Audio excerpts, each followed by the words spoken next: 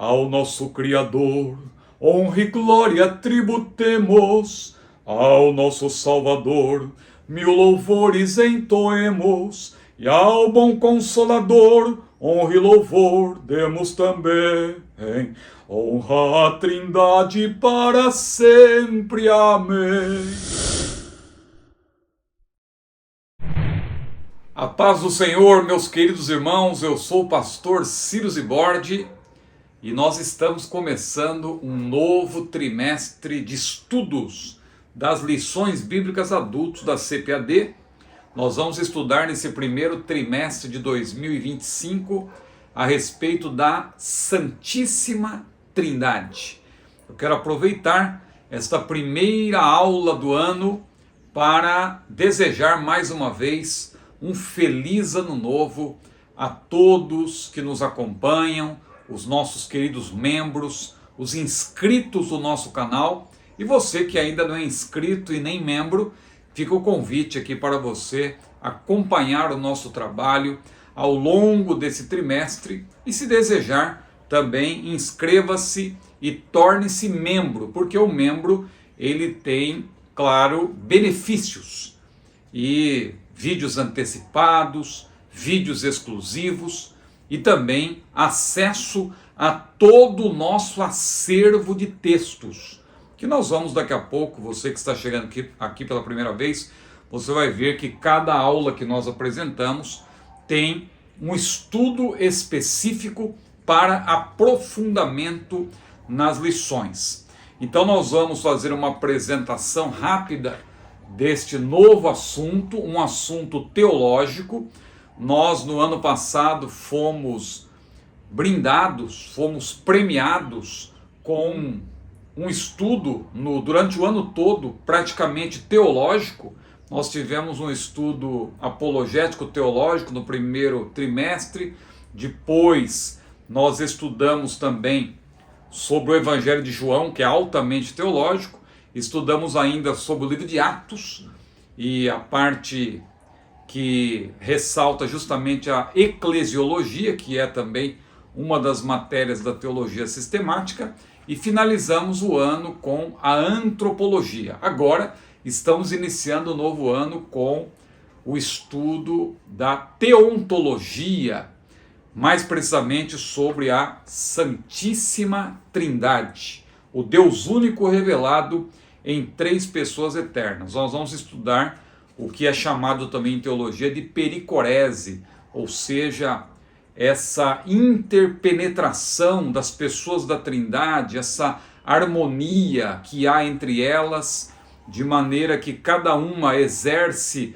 um papel específico, uma função específica, mas sem entrar em choque, porque não se trata de um triteísmo, não são três deuses, são três pessoas que formam um único Deus. Então eu quero parabenizar a CPAD por esse assunto, quero parabenizar também o autor desse comentário, que é o nosso querido amigo pastor Douglas Batista. Vou até colocar uma foto dele aqui, eu estava procurando, mas na última vez em que estivemos juntos, foi ali na Assembleia de Deus em Presidente Prudente, juntamente com o nosso querido pastor e amigo Padilha, quando o pastor Douglas Batista estava lançando um de seus livros, ele que tem se tornado aí uma máquina para escrever, né, para a glória de Deus, escrevendo muitas obras, lançando muitos livros pela nossa casa, e aí um dos seus livros sendo publicado, e eu tive a honra de estar presente na Assembleia de Deus em Presidente Prudente, numa escola bíblica em que ele fez menção de mais uma obra de sua autoria. Nós vamos então para a apresentação desta primeira lição. Vamos projetar aqui na tela a nossa lição de hoje, lição de número 1, que será estudada no dia 4 de janeiro de 2026. Nós vamos também nessa primeira aula aproveitar para fazer a recomendação de alguns livros.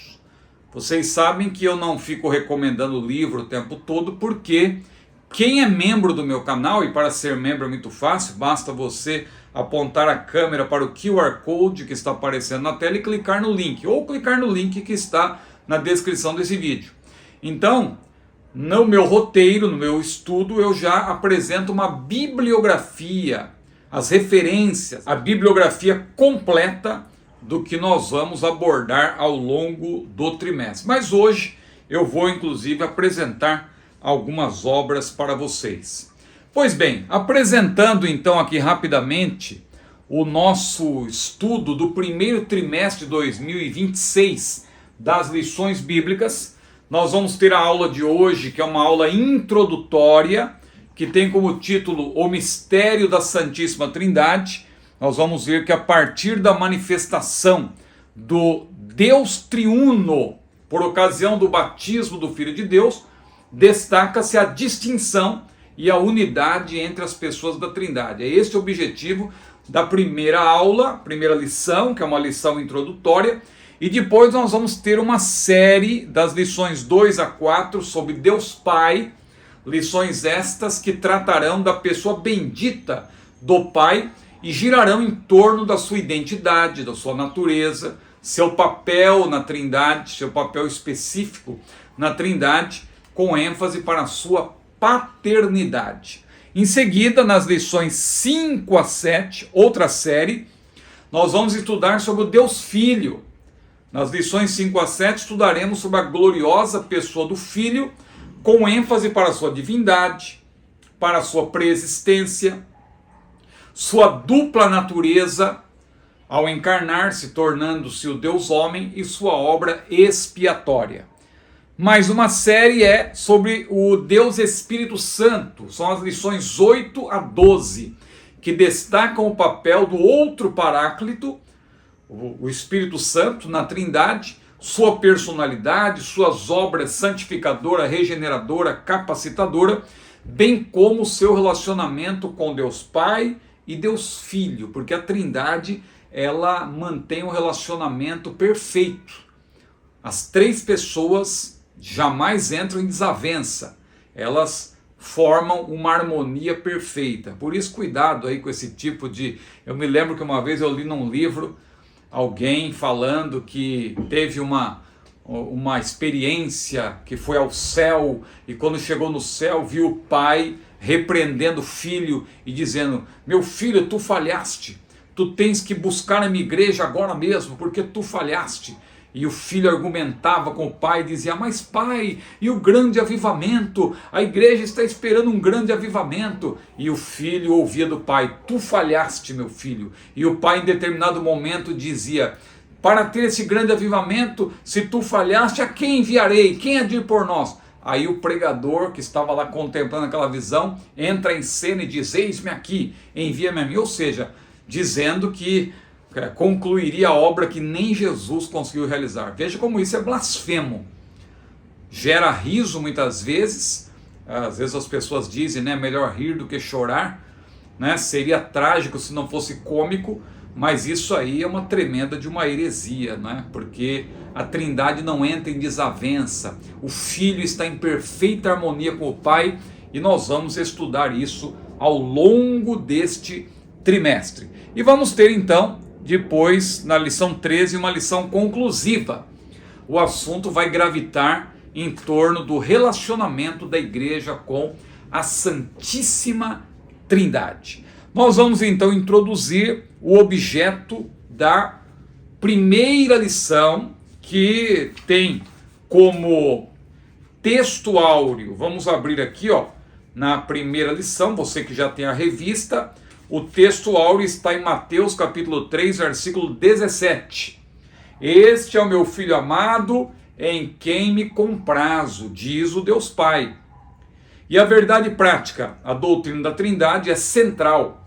A fé cristã, um só Deus em três pessoas que coexistem e atuam harmoniosamente na obra da redenção.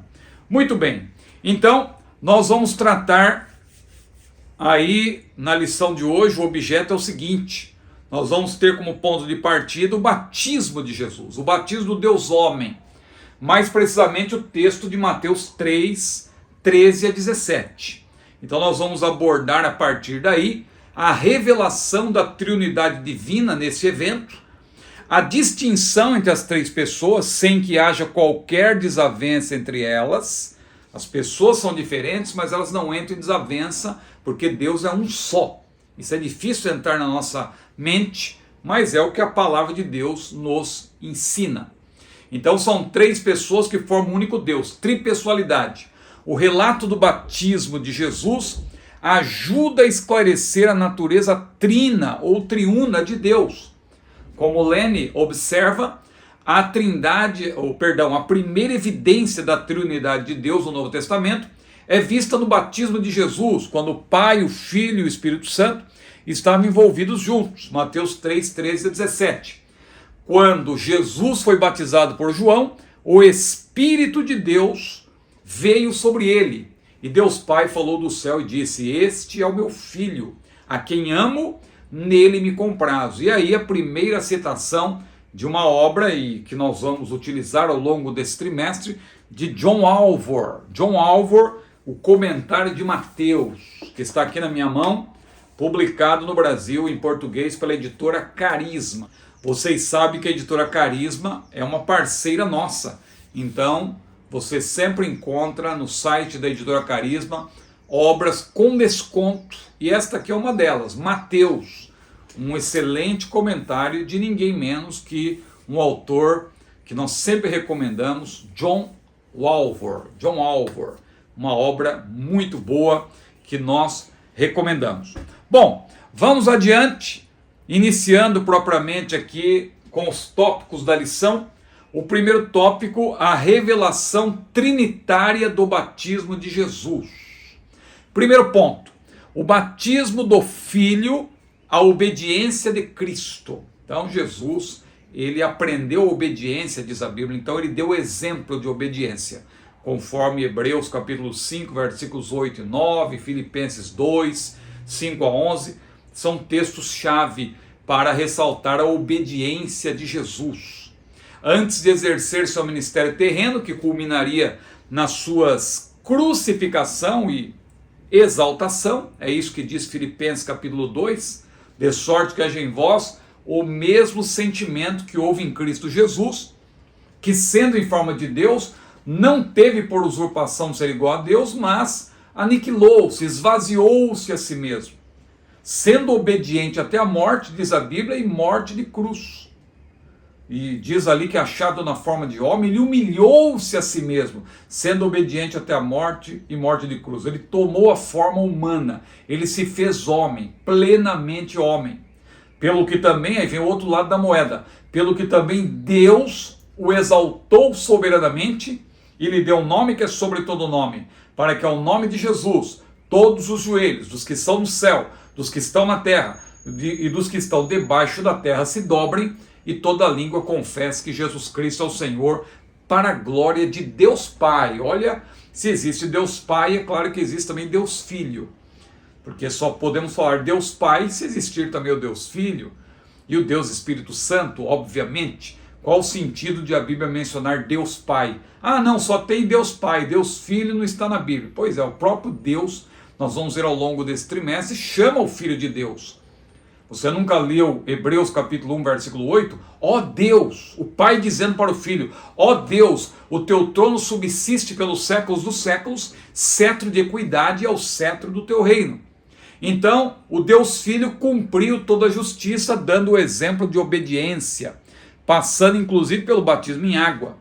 Embora seja ele maior que João Batista, haja vista batizar literalmente no Espírito Santo e fogo, que é um batismo só, em pneumatirrágio caipire no grego.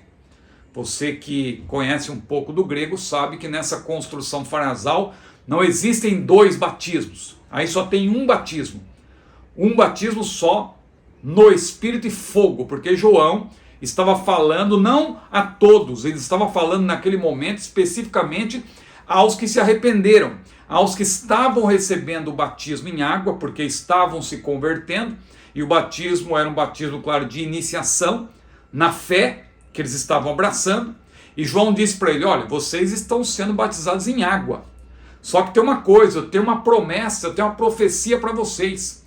Eu vos batizo com água, mas aquele que vem após mim, que é mais poderoso do que eu, e que abaixando-me não sou digno de desatar as correias das suas sandálias, ele vos batizará com o Espírito Santo e fogo, ou no Espírito Santo e fogo, como diz aí literalmente em pneumatirrágio caipiri, ou seja, no Espírito Santo e fogo. O fogo aí, claro, contrastando com a água, não tem nada que ver com o inferno aí. Ah, mas no contexto fala do fogo, que é uma referência à condenação. Sim, mas isso não quer dizer que ao falar da bênção ele citou fogo como condenação. Não tem nada que ver uma coisa com a outra. Uma coisa é o fogo da condenação. Só que o inferno, como fogo da condenação, não tem nada que ver com o batismo. O inferno não é um batismo. O batismo fala de uma transição. A pessoa passa pelo batismo. Passa pelo batismo. O inferno, ninguém vai passar pelo inferno. A pessoa vai ficar lá. É um lugar definitivo. Bom, eu não vou me alongar porque eu tenho um vídeo explicando isso aqui. Muita gente, às vezes, prefere o óbvio, né? E a pessoa vai, não, o contexto diz que o fogo é o fogo do inferno. Analise com mais cuidado. Esse fogo aí, dessa frase, Lucas 3,16 e Mateus 3,11, não tem nada que ver com o inferno. É fogo contrastando com água. Porque Jesus é um outro batista maior do que João Batista. João Batista é um batista. Só que é um batista que batiza em água. Jesus é um batista que batiza no fogo, porque o fogo aí ilustrando o poder do Espírito Santo. O fogo que aquece, o fogo que ilumina. E o que aconteceu no dia de Pentecostes? Línguas repartidas como que de fogo pousaram sobre cada um deles, e todos foram cheios do Espírito Santo, e falavam em outras línguas conforme o Espírito Santo lhes concedia que falassem. Então, eu não vou me alongar, porque eu tenho aqui na playlist Teologia Pentecostal 2 vídeos, ou 3, me parece, explicando, pormenorizando esse texto de Mateus 3,11 e Lucas 3,16. Mas também eu aproveito a oportunidade, porque nessa explicação aqui sobre o batismo, você vai ver que os membros do meu canal, eles são premiados com uma explicação pormenorizada. Eu falo da importância de João Batista e falo também, claro, do assunto que tem a ver com o assunto propriamente dito. Aí o exemplo do Deus homem: batismo em água não lava pecados, mas quem é batizado torna pública a sua fé no Deus Salvador. Simbolicamente falando, é um testemunho de que o pecador já teve seus pecados purificados por Deus, pois morreu para o pecado, foi sepultado e ressuscitou para uma nova vida em Cristo.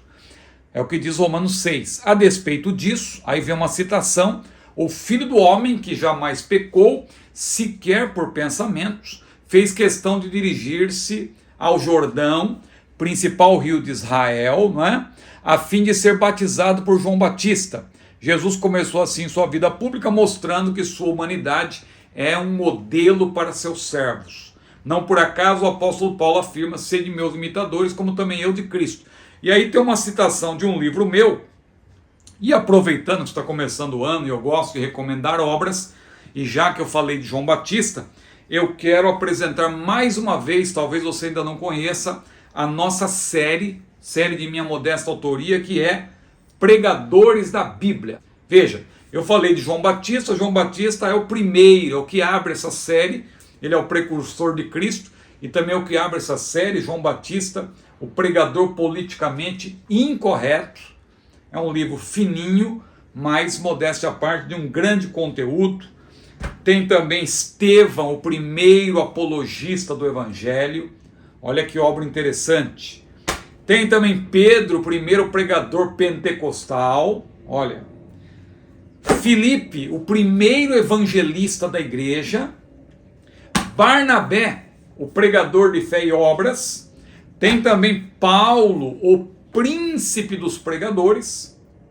E o mais recente e o mais esperado de todos, Jesus, o pregador do Apocalipse, uma obra volumosa, hein?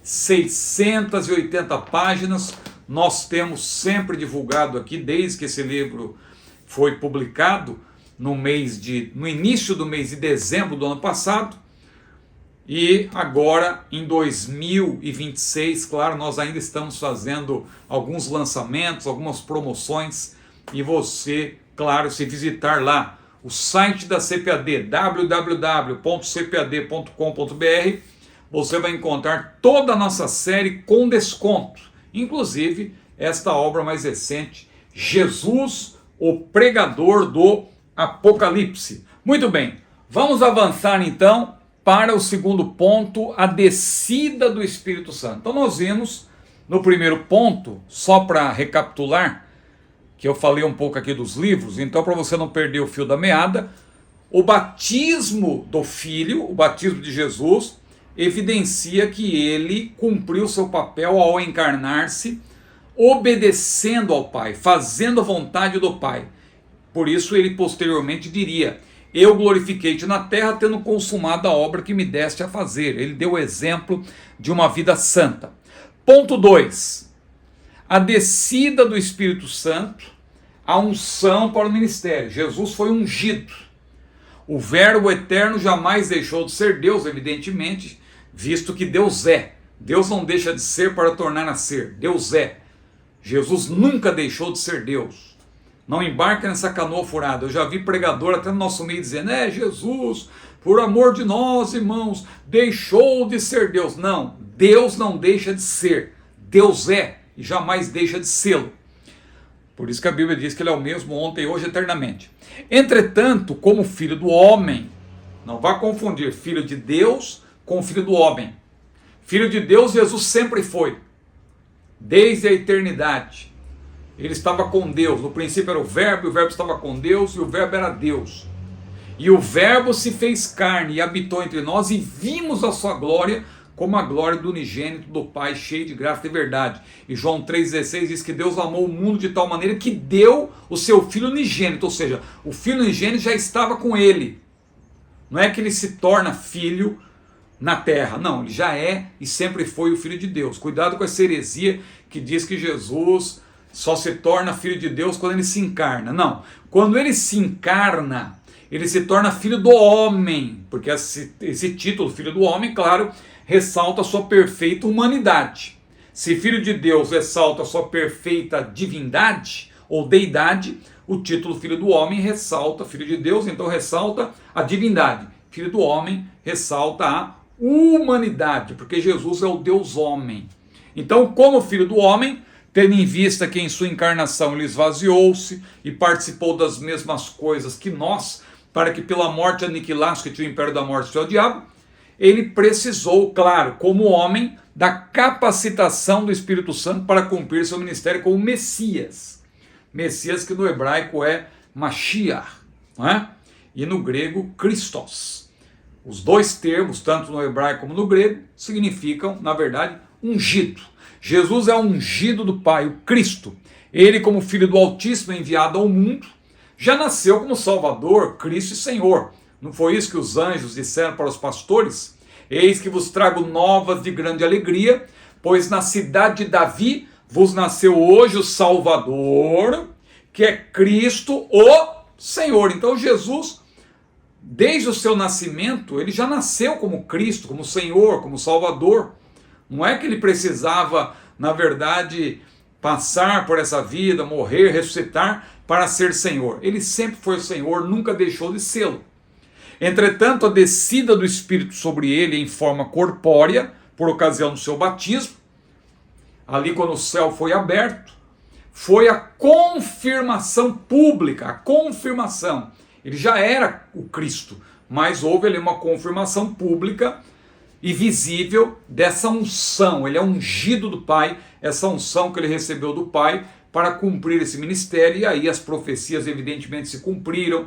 Isaías 61, o Espírito do Senhor é sobre mim. Jesus lá naquela sinagoga de Nazaré, ele disse, não é? O Espírito do Senhor é sobre mim. Ele cita a profecia e diz: hoje se cumpriu essa escritura, porque as profecias diziam que o Espírito Santo desceria sobre ele. E João Batista, antes de batizá-lo, ele viu que o Espírito desceu sobre ele numa forma corpórea, e ele disse: aquele quem eu vi, sobre quem eu vi descendo o Espírito Santo, esse vos batizará com o Espírito Santo e com fogo. E ele diz também que Jesus é o Cordeiro de Deus que tira o pecado do mundo. Vamos adiante. Ponto 3. A voz do Pai, a aprovação celestial. Então você veja que no batismo a Trindade se manifesta. Deus Filho está sendo, como filho do homem, batizado em águas. Mas no momento que ele entra na água, ele é batizado, e ao sair da água, orando ele, como diz Lucas, Mateus não menciona isso, mas se você ler lá em Lucas capítulo 3, você vê que Jesus estava orando ele, o céu se abriu, o Espírito Santo desceu sobre ele na forma corpórea, a forma de uma pomba, e ouviu-se uma voz que não era outra, era a voz do Pai, que dizia: este é meu Filho amado, em quem me comprazo. Aí nós temos a aprovação celestial. Quando Jesus andou na terra, diziam as mais diversas coisas a respeito dele. Uns diziam: esse homem é comilão, é beberrão. Outros, mais ousados e mais atrevidos, diziam: este homem expulsa demônios por Beelzebu. Esse homem é pecador, expulsa demônios por Beelzebu.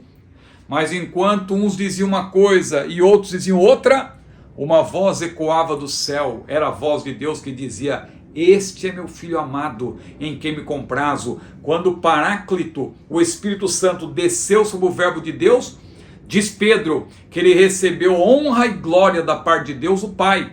A voz da glória suprema de Deus lhe disse: este é meu Filho amado, que me dá grande alegria. Glória a Deus. Há aqui uma grande lição sobre o nosso chamado ministerial. Ainda que todos nos reprovem, o mais importante é o Pai Celestial, a sua confirmação. É Ele dando testemunho a nosso respeito. Satanás foi acusar Jó, mas o Senhor se antecipou e lhe disse: observaste o meu servo Jó, homem sincero, reto, temente a Deus e desviando-se do mal. Que maravilha! Deus dá testemunho de nós. Posto isto, Jesus não se tornou o Filho de Deus ao nascer. Isso é heresia. Ele sempre foi o Filho unigênito. Os unicistas que dizem isso, porque eles dizem que eles defendem o modalismo, não é?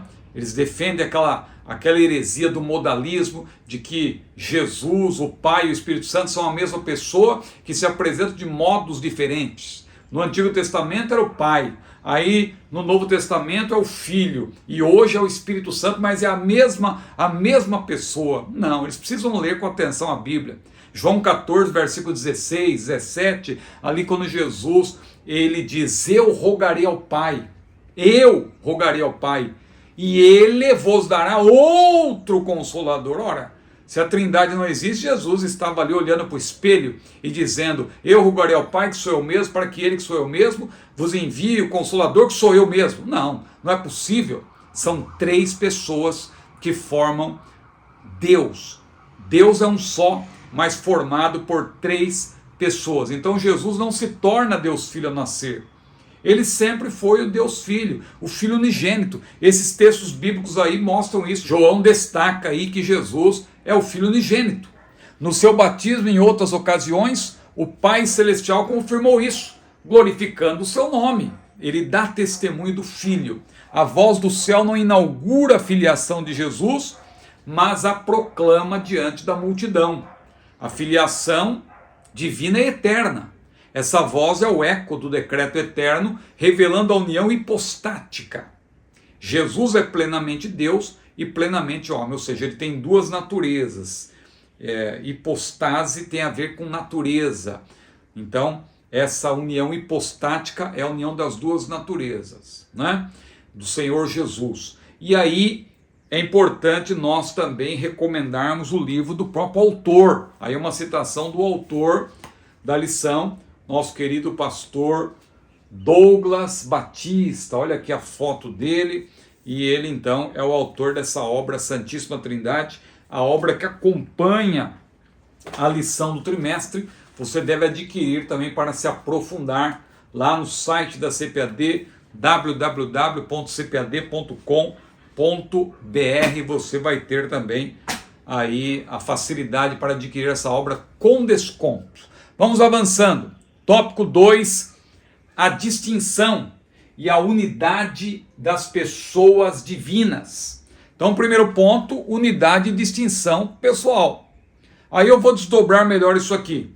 A fé deve preceder a razão. A Trindade, não adianta você querer compreender pela razão. Você pode explicar o que está na Bíblia, mas querer racionalmente entender a Trindade, isso é impossível. A fé precede a razão. A doutrina da Trindade é um mistério revelado pela palavra, por isso que nós nos apropriamos pela fé. É impossível entendê-la de modo racional. Deus Pai, Deus Filho e Deus Espírito Santo não são três deuses, repito, visto que Deus é uma só essência, ousia no grego, subsistente em três pessoas, hipóstases. Veja que o termo hipóstasis, na verdade, ele se refere à natureza e se refere também à pessoa. Nesse caso, mais propriamente, às pessoas. Quando se menciona, claro, a dupla natureza de Jesus, se menciona uma união hipostática. Mas aqui, quando se fala de hipóstasis ou hipóstasis, do grego, são três pessoas.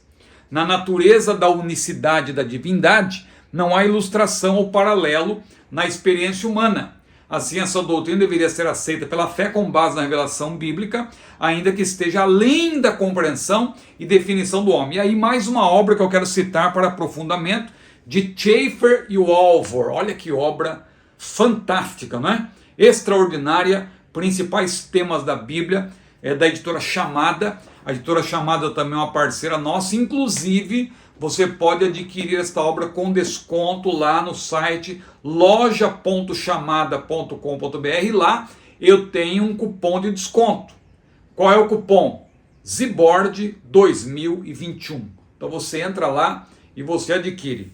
Outro sim, os meus livros que eu mencionei, né, especialmente Jesus, o pregador do Apocalipse, você pode adquirir também pela loja do Cetadb. Cetadb.com.br. Você vai encontrar lá desconto usando o meu cupom. Lá eu tenho um cupom que é Zibord, simplesmente Zibord.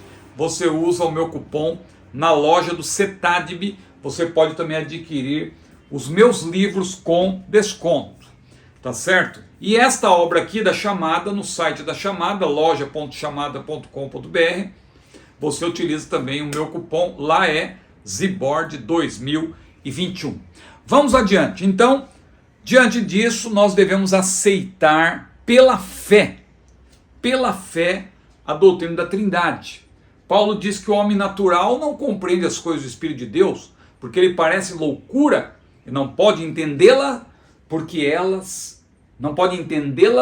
elas se discernem espiritualmente. Avançando aí mais uma explicação, como entender então a Trindade de Deus? Não entra na minha cabeça, irmão Ciro, não precisa entrar. Você aceita pela fé. Você explica o que está na Bíblia, mas não precisa querer. Eu vejo pessoas tentando dar exemplos aí, e a água tem três estados, sólido, líquido, gasoso, mas continua sendo água. Mas em algum momento essas ilustrações não vão corresponder exatamente ao que é, de fato, a chamada pericorese, essa interpenetração. As pessoas da Trindade, elas uma habitando na outra, é algo difícil, praticamente impossível de você explicar racionalmente. Mas nós aceitamos pela fé. Então veja, Deus é triuno, pois sua unidade é composta e dinâmica. Triuno. Sendo a Trindade uma unidade, não existe a mínima possibilidade de as pessoas discordarem entre si. Isso é um ponto importantíssimo, é um pressuposto. Eu vejo pessoas dizendo que o Pai discorda do Filho, e o Espírito Santo chegou uma hora que discordou do Filho e tal, e o Filho discordou do Pai. Irmãos, não existe essa possibilidade. Deus é um só. É isso que nos ensina a doutrina da pericorese, que nós vamos falar um pouco melhor dela a partir da segunda aula. Pericorese, a habitação das pessoas, a interpenetração, elas na verdade agem de uma maneira harmoniosa, perfeitamente harmoniosa. Não há como uma discordar da outra. Elas têm, claro, as suas funções específicas, há funções que elas compartilham, mas nas funções específicas uma glorifica a outra. É interessante, você vê o Pai glorificando o Filho glorificando o Pai, o Espírito glorificando o Pai, o Filho, ou seja, toda a Trindade deve ser glorificada, não é? Porque Deus é um só. E nós, então, glorificamos o Pai, o Filho e o Espírito Santo. Houve um tempo na nossa igreja que alguém começou a dizer, não temos que dar glória ao Filho, porque é o Filho que glorifica. Glória ao Espírito, digo, porque o Espírito glorifica o Filho, não é função dele receber glória. Ora, mas se o Espírito Santo é Deus, é claro que nós temos que glorificá-lo. Queriam até tirar hinos da harpa. Não, esses hinos que falam da Trindade, glória ao Espírito Santo, tem que tirar. Graças a Deus que alguém aí interveio, alguns pastores, teólogos intervieram para que não ocorresse isso, né? De nós tirarmos da harpa cristã os hinos que falam da glória ao Espírito Santo, glória à Trindade, para sempre, amém, e tal. São hinos maravilhosos. Por outro lado, então, sendo Deus uma pluralidade, as pessoas têm papéis diferentes, visando ao mesmo propósito. Na obra redentora, o Pai, ao amar a humanidade, enviou seu Filho com a missão de salvá-la. Vamos falar disso nas próximas aulas. O Filho, por sua vez, glorificou o Pai ao consumar a obra que se lhe outorgou, sendo por ele igualmente glorificado. Nós já falamos sobre isso.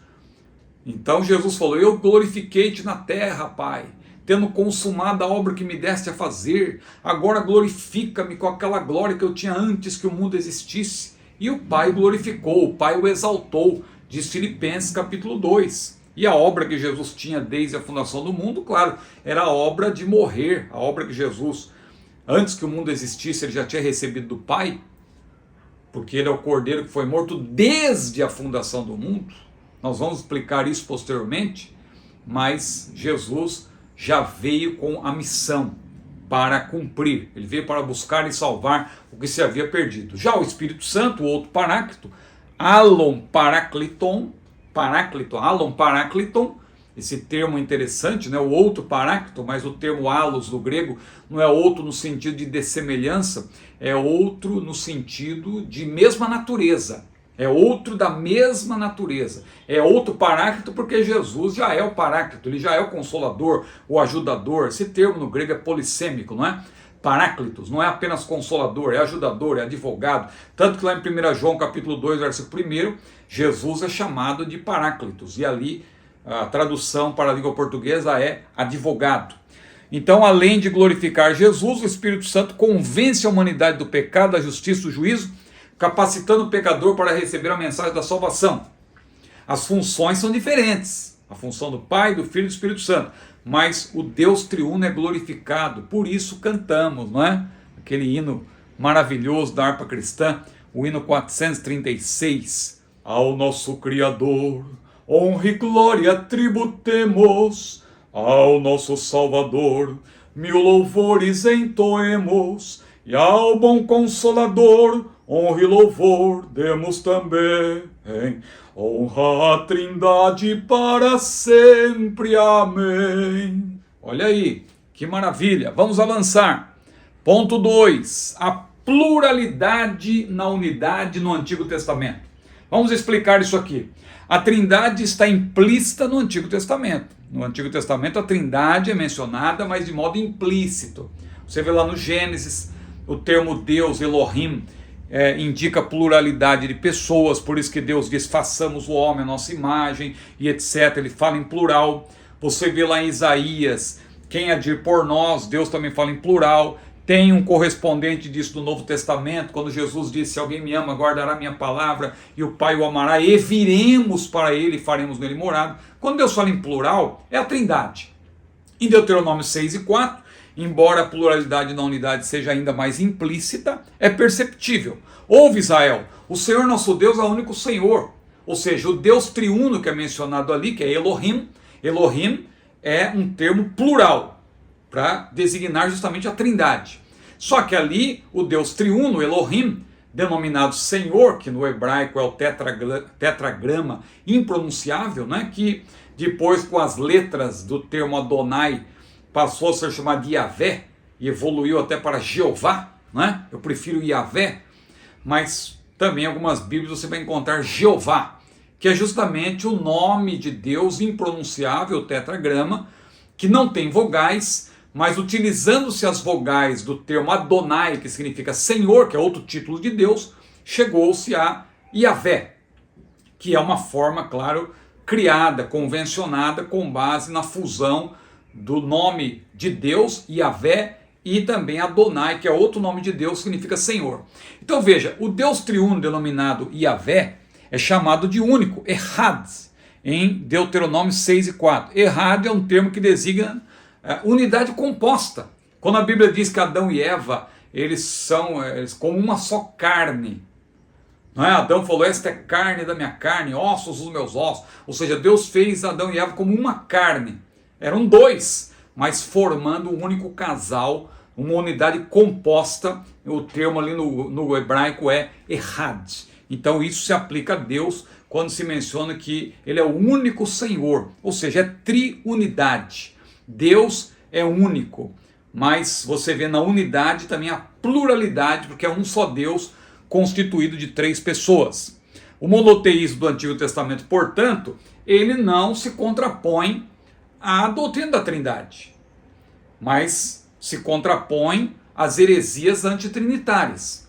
O trinitarismo cristão não se opõe ao monoteísmo das escrituras hebraicas, porque nós vemos que de maneira implícita o monoteísmo das escrituras hebraicas também se refere ao triteísmo, nós explicamos agora. Então, o trinitarismo que nós pregamos, a trindade, a triunidade de Deus, refuta o unitarismo e o unicismo, porque são heresias. O que o unitarismo diz? O unitarismo diz que o Pai é Deus, só Ele é Deus, o Filho é um Deus inferior, não é o Deus Todo-Poderoso, e o Espírito Santo sequer é uma pessoa, é apenas uma força ativa. É a doutrina das testemunhas de Jeová, para você ter uma ideia. E o unicismo, infelizmente, está presente em nosso meio, aí o pentecostalismo da unicidade, que tem acesso a muitas igrejas, né? Aí por causa de um grupo que diz ter uma voz aí verdadeira, né? Mas Jesus falou, as minhas ovelhas ouvem a minha voz, eu conheço-as, e elas me seguem, e dou-lhes a vida eterna, e nunca hão de perecer, e ninguém as arrebatará da minha mão. Cuidado com essa heresia unicista, que é o modalismo. Diz que o Pai se apresenta no Antigo Testamento, o Filho no Novo, o Espírito hoje, mas é tudo a mesma pessoa. Isso não é bíblico, porque a Trindade não é uma única pessoa que se manifesta de modos diferentes. A Trindade é um Deus, um único Deus que se manifesta por meio de 3 pessoas. São 3 pessoas. Tripessoalidade, mas não é triteísmo. São 3 pessoas e não 3 deuses. Nós temos que ter atenção com isso. Na Declaração de Fé, outra obra que eu recomendo sempre, aqui a versão de 2025, que foi feita uma pequena modificação no texto, mas continua o mesmo conteúdo da versão de 2017. Inclusive na minha citação aqui, eu estou até citando, eu gosto, para ser bem sincero, eu gosto muito mais do verbo professar. Então, eu gosto, cremos, professamos e ensinamos. Nessa nova versão aparece cremos, declaramos e ensinamos. Certamente o verbo declarar para ficar de acordo com o título, né? Declaração de fé. Mas eu gosto muito da palavra, do verbo professar. Então aqui eu estou citando a declaração de fé, que você também pode adquirir lá no site da CPAD.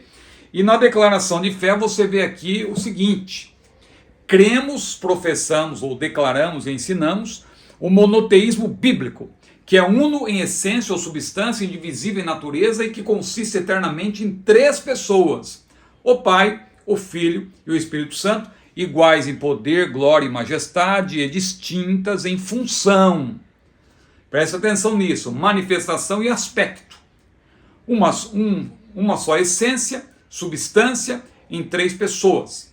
Cada pessoa da Santíssima Trindade tem todos os atributos divinos: onisciência, onipotência, onipresença, imutabilidade e assim por diante. Ou seja, todas as pessoas da Trindade têm os atributos exclusivos da deidade.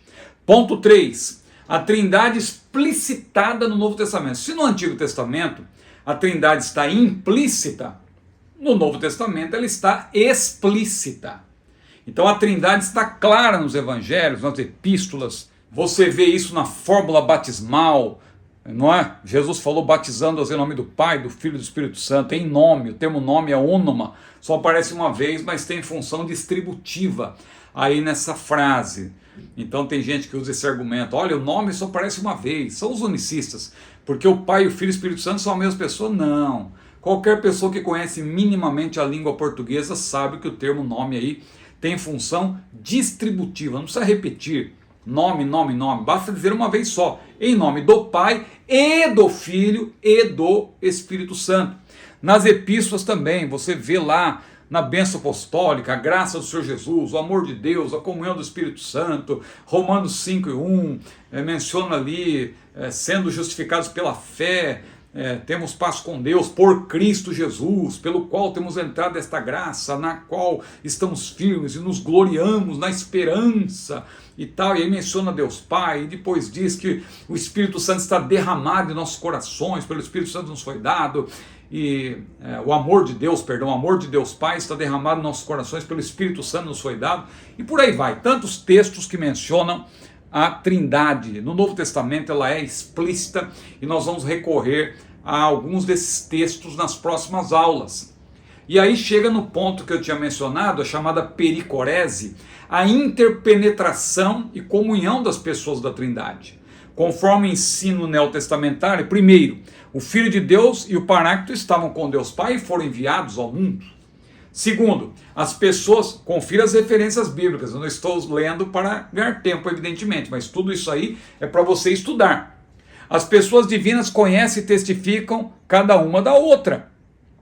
3. Cada pessoa mostra vontade, um querer distinto em relação ao outro. 4. Cada pessoa reflete o amor, a autodoação para com a outra. 5. Cada pessoa habita mutuamente na outra, é a chamada pericorese, que vem do grego perichoresis, sem ofuscar ou confundir cada pessoa em si. 6.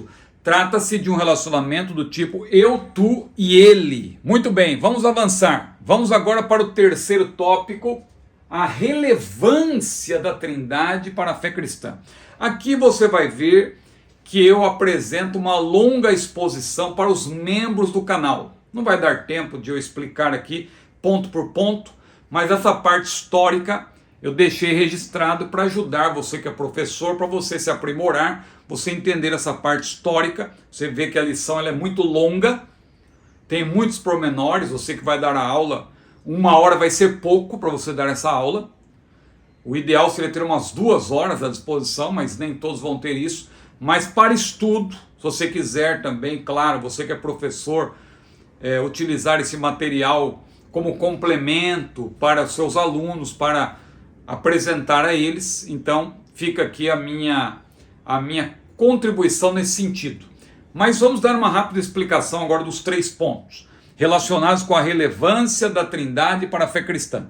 Então, o primeiro ponto, desenvolvimento doutrinário da Trindade. Aí o autor ele conta um pouco da história, de maneira objetiva. No seu livro, claro, ele se aprofunda um pouco mais, mas na lição, muito pouca coisa, porque é o espaço que ele dispõe.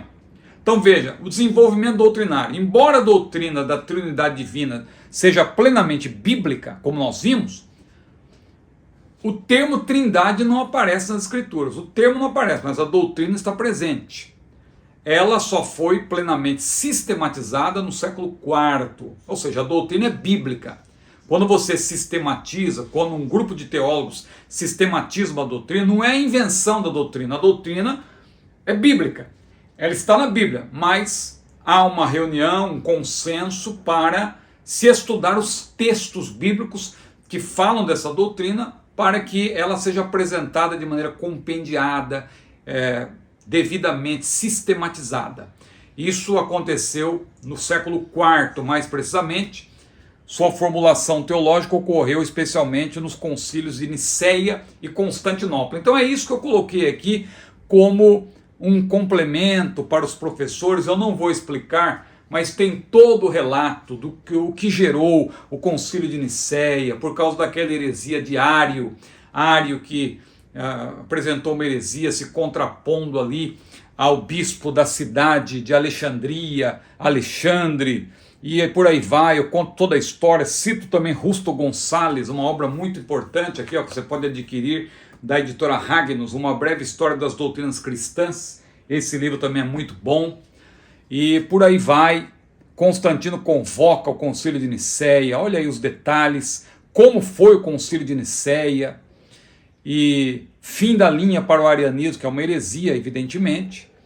A heresia do arianismo, você sabe, é uma heresia cristológica, que tenta diminuir, claro, a pessoa de Cristo, e acaba, nesse sentido, prejudicando a doutrina da Trindade. Então veja, o imperador então nomeou uma comissão para redigir o texto, chamado Credo Niceno, que deveria ser assinado por todos os bispos, inclusive os ausentes.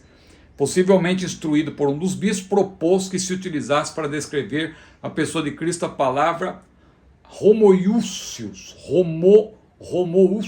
não é? Isto é, consubstancial, uma afirmação de que o Filho tinha a mesma substância divina que o Pai, partilhando dos mesmos atributos. Então é isso que foi definido, e a doutrina de Ário então foi completamente posta de lado. Veio depois o Concílio de Constantinopla, que gerou o Credo Niceno-Constantinopolitano, porque na verdade foi uma reafirmação com alguns ajustes do próprio Credo de Nicéia, né? Então o Credo Niceno-Constantinopolitano foi formulado a partir do Concílio de Constantinopla. Então tudo isso aí eu explico. Tem a heresia também relacionada com o próprio Espírito Santo, né? A heresia pneumatomaciana, né? Eu coloquei ainda no século IV, outra heresia contrária à doutrina bíblica do Deus Espírito Santo, derivada do arianismo, surgiu o pneumatomacianismo, do grego pneumatomachoi, um movimento que literalmente batalhava, não é? Machomai, lutar, batalhar, contra o espírito, pneuma. Seu proponente, Eustáquio, negava a divindade do Paráclito de modo peremptório, assim como Ário negava a divindade do Filho.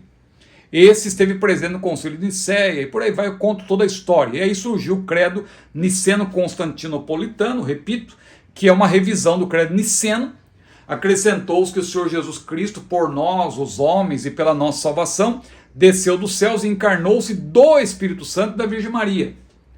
Para os pais nicenos, a primeira pessoa da Trindade é o Pai, porque comunica a essência da deidade à segunda pessoa. A segunda pessoa é o Filho, porque deriva essa essência da primeira pessoa. Isso é o que eles quiseram dizer por geração eterna. Então, veja aí uma pormenorização. Eu falo da filioque também, né? É outro termo interessante, porque eles acrescentaram que o Espírito Santo ele foi enviado pelo Pai, ele veio do Pai e do Filho, porque Jesus também enviou o Espírito Santo, né? Então, essa ênfase e do Filho, em latim, é chamada de filioque, uma referência à ênfase de que o Paráclito procede também do Deus Filho. Então, são detalhes importantes que eu não estou aqui explicando de maneira pormenorizada, mas você que é membro do canal, para ser membro, repito, é só apontar a câmera para o QR Code, você vai ter acesso a todo o nosso acervo e tudo que nós produzimos até agora, e a partir de agora, cada lição, você vai ver que acompanha aí um estudo. Você, inclusive, que é membro do canal, sabe que as 3 primeiras lições desse trimestre nós já estamos antecipando, que é outro benefício também, a antecipação de vídeos. E aí as implicações doutrinárias. A não aceitação da doutrina bíblica é o segundo ponto. A não aceitação da doutrina bíblica da Trindade de Deus, alegando-se que a Trindade é sinônimo de triteísmo, tem sérias implicações para a salvação. Então tem muita gente ainda que é contrário à Trindade, e nós citamos aí que a principal heresia nesse sentido é o unicismo, que não deve ser confundido com outra heresia, que é o unitarismo. Qual a diferença então de unicismo e unitarismo? O unicismo ele é modal, ou seja, ele diz que Deus é um só e se apresenta de várias maneiras diferentes, uma pessoa só, uma única pessoa, não são 3 pessoas.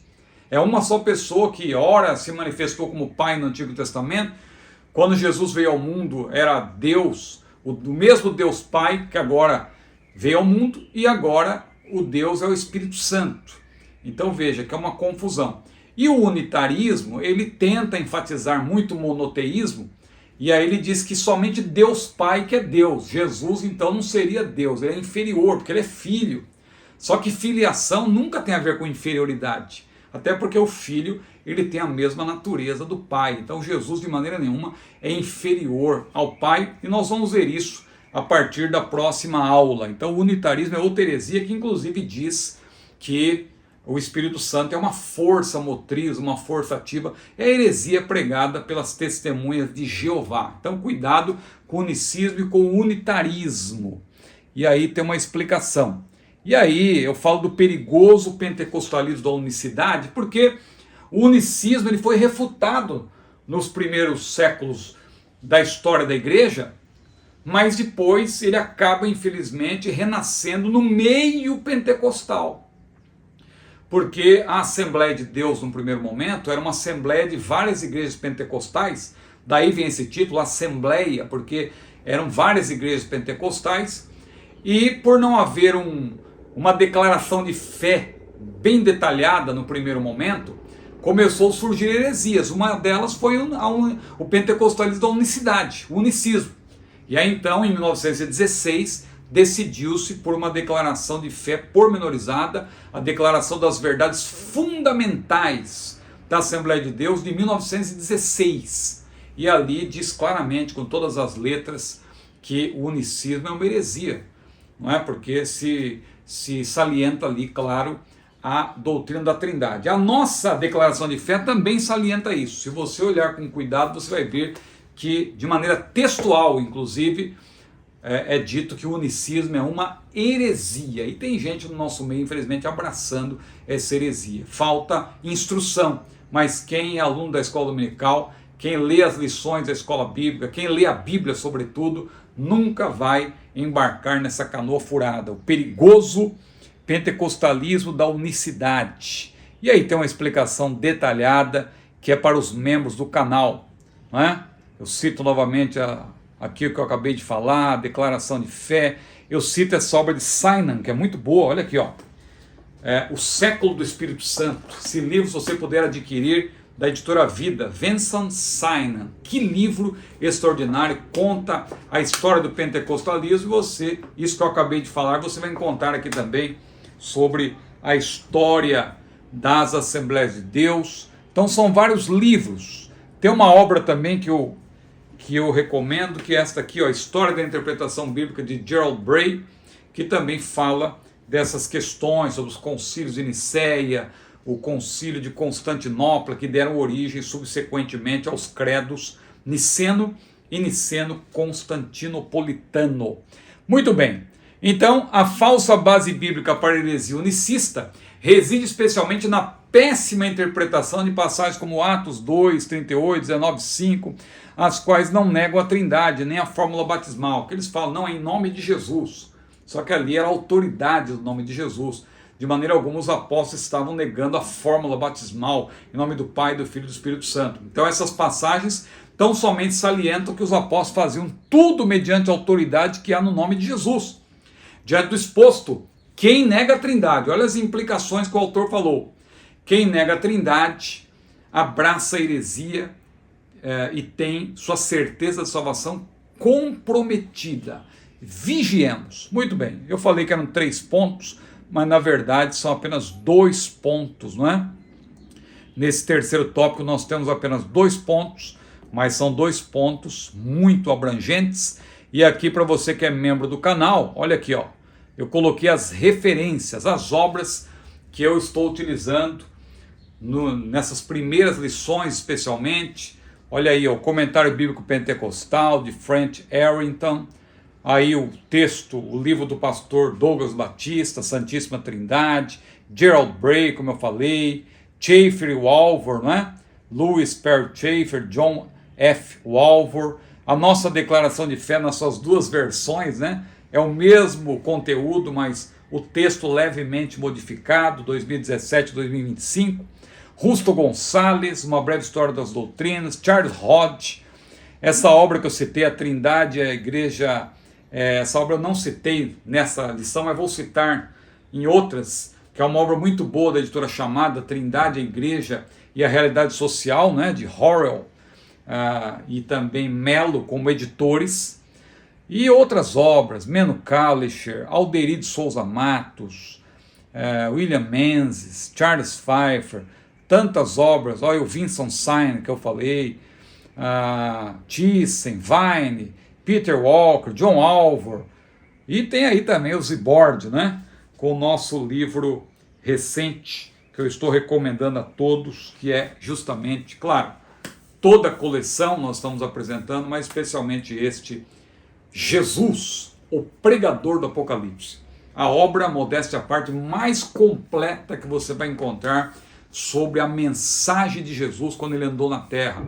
Sermão do Monte, Parábolas de Jesus, Sermão Profético e o Sermão do Cenáculo e todo o livro de Apocalipse, 680 páginas, Jesus, o pregador do Apocalipse. Amém? Fique comigo nesse trimestre, hein? Nós vamos continuar estudando sobre a Santíssima Trindade. A próxima aula é sobre o Deus Pai e depois a terceira sobre o Deus Filho.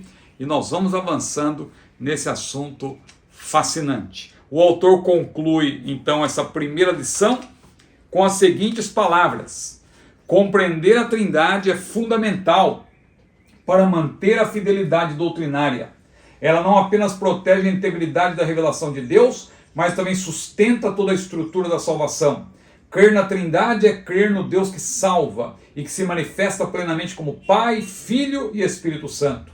Por isso, a doutrina da Trindade deve ser confessada, celebrada e ensinada como um fundamento inegociável da fé cristã. Inegociável. Quem nega a Trindade, nega a palavra de Deus, nega a teologia, nega a sua própria salvação. Que Deus os guarde, que jamais abracemos a heresia do unicismo, do unitarismo e qualquer heresia similar que negue a realidade bíblica da Trindade. Que Deus abençoe a sua vida. A paz do Senhor.